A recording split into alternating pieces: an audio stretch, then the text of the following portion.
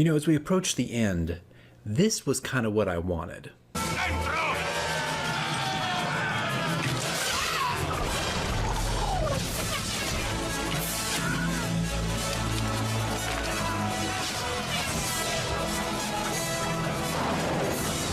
And maybe even a little bit of this.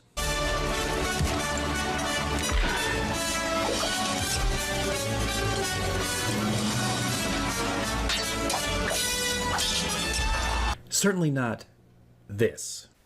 Well remembered. So where do you want to go? Back in the kitchen or push on? To 11 or to 13? No.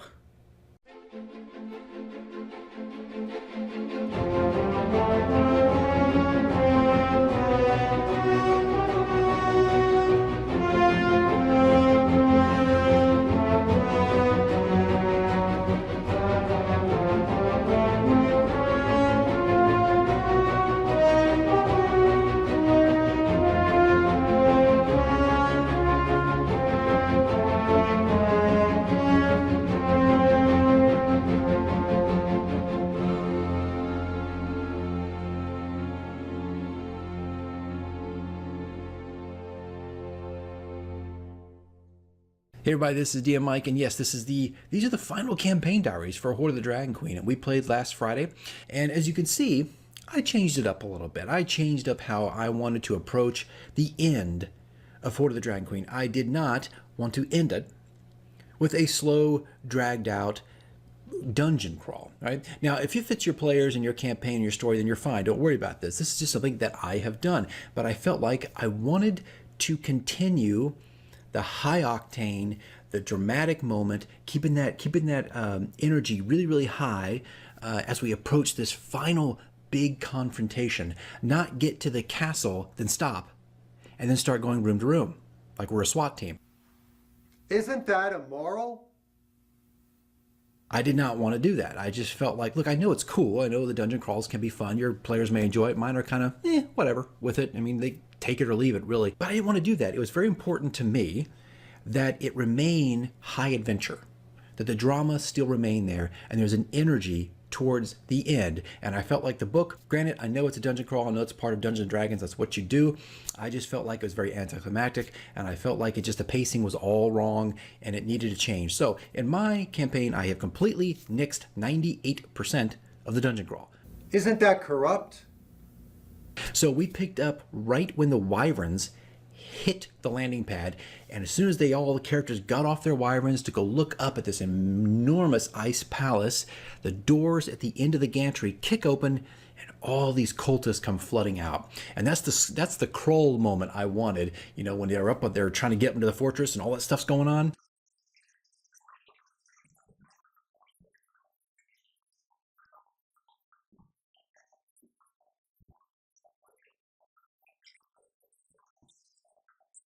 Yeah, I wanted that. I wanted that feeling of like, oh my gosh, we're trying to get into this fortress before something else happens. They need to get in there because Cricket or Bayleet, all of them really want to go after the cultists, right? But Cricket is very adamant. She saw Asbaroth enter the fortress and she wants to go in.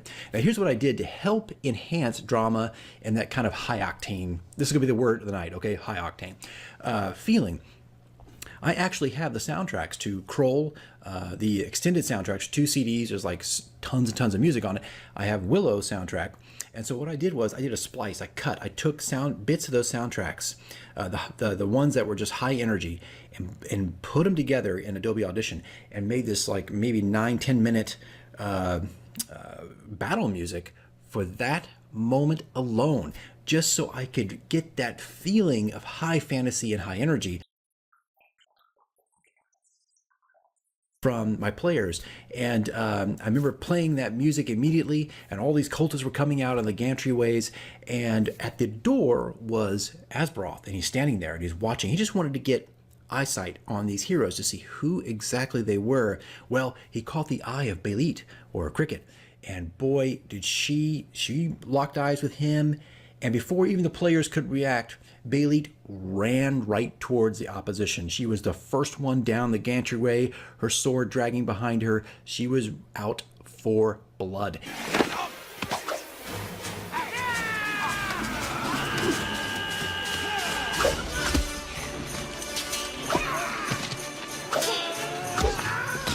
I timed it with the music, obviously, because I knew this is what I wanted. I need something to kick off the energy. And so she went for it. And of course, that initiated combat immediately. And so we had this huge battle on the gantry. I'll put a little image up here. You'll probably see a map video later on my channel. But you can see here the gantryway and the landing pad where the wyverns were. And they fought it out there. Matter of fact, what was really cool was that there were these ice spires on the landing bridge. And that created a lot of problems for any of my ranged characters. They actually had to come up front and start getting into more hand-in-hand or sword-to-sword combat, so it became a little difficult. But it was a lot of fun. And I told my players the night, about a couple hours or the day before or something like that, or the day of, to expect a lot of combat, because this is how it's going to be. The cult knows you're here. They are not going to let you come storming into the castle. They are going to try to tear you a new one. All right, so that's exactly what they tried to do. And of course, they didn't send out their best troops just yet. They're sending out the pawns to soften them up. So you could see that, they run out of the gantry. I had two high towers on the left and right side, and they were nailing the characters from way up above. And at one point, Bayleet, who ran out there to engage the enemy, Althea changed into a bear, caught up with her. Bayleet hopped on top of her, and they both went into combat, tearing apart a lot of the cultists and whatnot. You are done! And everybody took a significant amount of damage. I mean, nothing too bad, but I could tell people were being very reserved with their magic, with their items and different things, because they knew, and this is the end, right? So they knew a big thing was happening. A big encounter was on the way. So we spent a good maybe hour and a half on that gantryway. And of course, the doors closed. They managed to wipe out everybody on that gantryway. And then they had to get into the door. And then boom, almost like, stormtroopers down a hallway waiting for the rebels to come around the corner. There was another one, another 10 to 12 enemy cultists waiting for them. And my characters totally ready for this. They knew this is how this was going to be. And so I made another map, put up here real fast. It'll also be on the channel with its own little video. But they went through the hallway, and I tried to keep everything like glass and ice and snow to make it have that kind of feeling. But as you can see right here, I'm not using the map. I'm not using this 3-level dungeon crawl, or 2-level, whatever it is, for the last encounters. As you can see, there's nothing here. There is no map. There's no one moving tokens around room to room. I didn't want to do that. I wanted to keep it very fast-paced, to have that feeling of it's being rushed, and this last great combat is on the way. Isn't that immoral? So they have this encounter in the hallway, and of course the ice spires continued to make problems for any ranged characters, and it really forced everyone to continue to move upwards to try to engage the enemy. And they softened them up quite a bit there too. I think at the end of that one, there were maybe 2 or 3 health potions that had to be used. But again, people were being very reserved with their spells. All right, so not a lot of things going off just yet because they know the big thing is coming. Well, after that room cleared out, they're looking around, trying to figure out, okay, where do we go? What do we do here? We got to find this red wizard that Bayleet has seen and has tortured Bayleet, for months in the campaign. So they're looking around, and then all of a sudden, on the side wall, they saw what looked like electricity below the ice moving, right? And this was, of course, Esclarota, the spirit of Esclarota, Blagothcus' wife. Man, I tell you, sometimes trying to say these names all in one sentence is just mind-boggling. They're like tongue twisters. But she comes out of the wall. She couldn't reveal herself because she knew if she did, the cultists, someone might survive. Someone might get away and say, hey, I think the giants are conspiring against us. Well, she comes out of the wall after everybody's wiped out in the hallway and leads them to Blagothcus. And there, they start to have this talk. And of course, they're looking up as they come in the room, and here are these 3 giants completely surrounding them. And this little ball of light, maybe the size of a basketball, just hovering there. And of course, Blagothcus wants their help, needs their help, because he is ready to end this deal with the cultists and has pretty much had it. He's done. Done! And you can hear a lot of that in some of the radio dramas. You just go to the most recent radio drama, you'll hear it there. And the one prior to that called Wizards and Warriors, probably radio drama number 17. 17 and 18 are pretty important. 18 is action-packed. It's a lot of fun. But you could see all the stuff, all the elements are there. But anyway, that was it. That was the campaign. It was a lot of combat. I don't like spending too much time talking about combat and trying to tell you every little thing they did. It was fun. Basically, right, what combat isn't typically fun.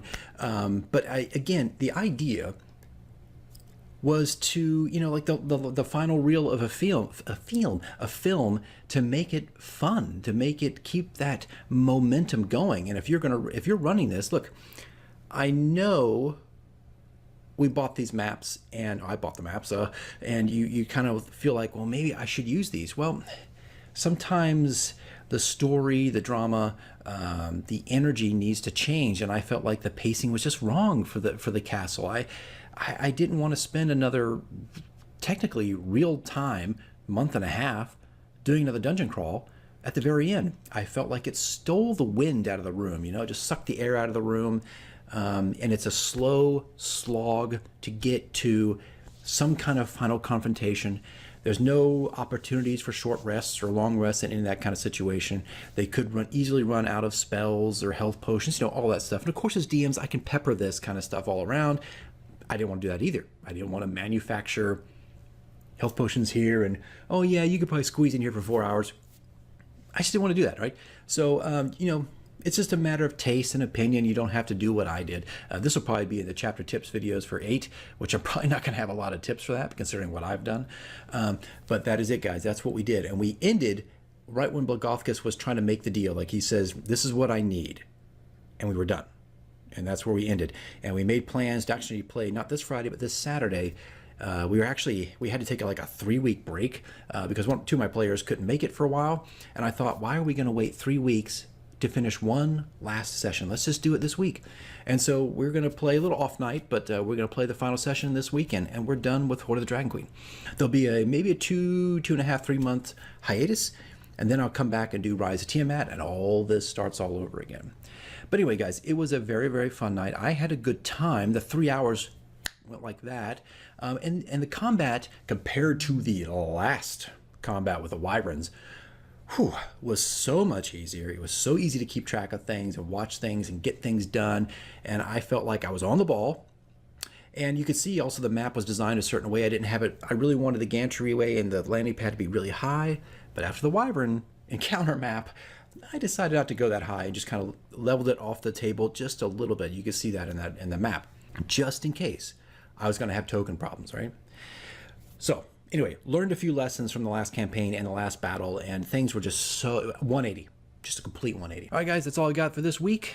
More to come as we approach the end, and I guess I'll see you, well, in the final few videos for Hoard of the Dragon Queen. All right, guys, I'll see you then.